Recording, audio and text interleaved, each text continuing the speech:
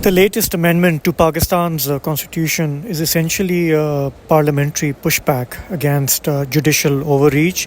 The argument used is that it provides check and balance between institutions and within the institution of the judiciary. Now, the government attempted to bulldoze this amendment last month, but at the time it did not have required majority, and the amendments hadn't really been discussed with other political parties.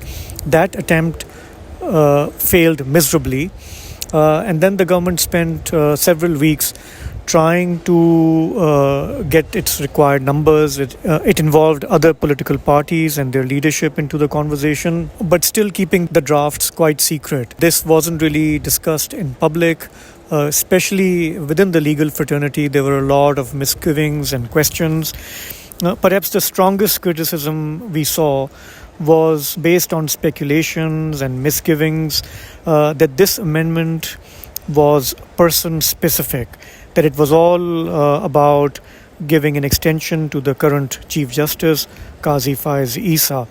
These misgivings proved spectacularly wrong, and we saw that through the negotiation process over the last several weeks, a lot of changes were introduced. Initially, there were about 56 points, and these were finally reduced to 27.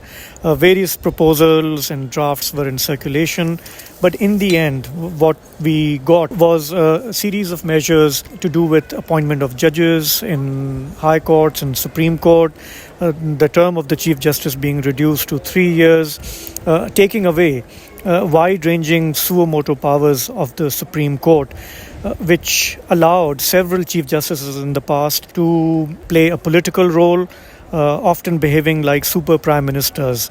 So some of the changes being introduced aren't entirely without merit, but the manner in which the government went about passing this amendment over the last 48 hours still raises a number of questions. For example, some of the parliamentarians were brought seemingly under pressure. Parliamentarians, some of the senators and members of National Assembly complained that they had been harassed, arm twisted into voting for the amendment.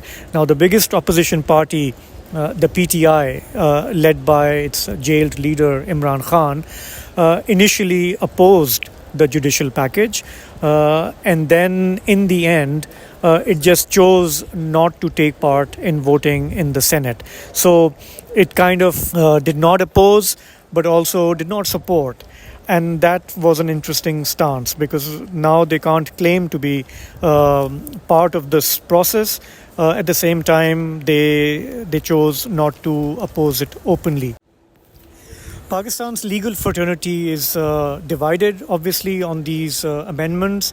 There are those who believe that this will undermine the independence of the judiciary, while others believe that some of these changes aren't entirely without merit, and they will help create a healthy balance between the judiciary and the parliament. Now, I've seen some criticism. Now, some of the legal experts have pointed out that the amendment essentially creates a division of sorts within the superior judiciary. It bifurcates the Supreme Court into two sort of groups. One will be the constitutional bench. It will have a presiding judge from a pool of 8 judges. Those 8 judges will be 2 each from each province.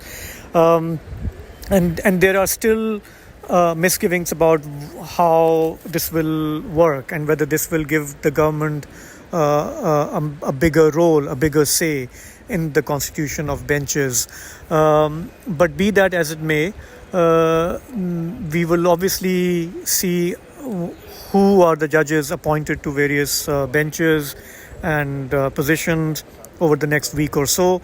The current Chief Justice has clearly said he's retiring on the 25th of October, and the parliamentarian panel, which will now elevate the next Chief Justice, will choose from the 3 senior most judges.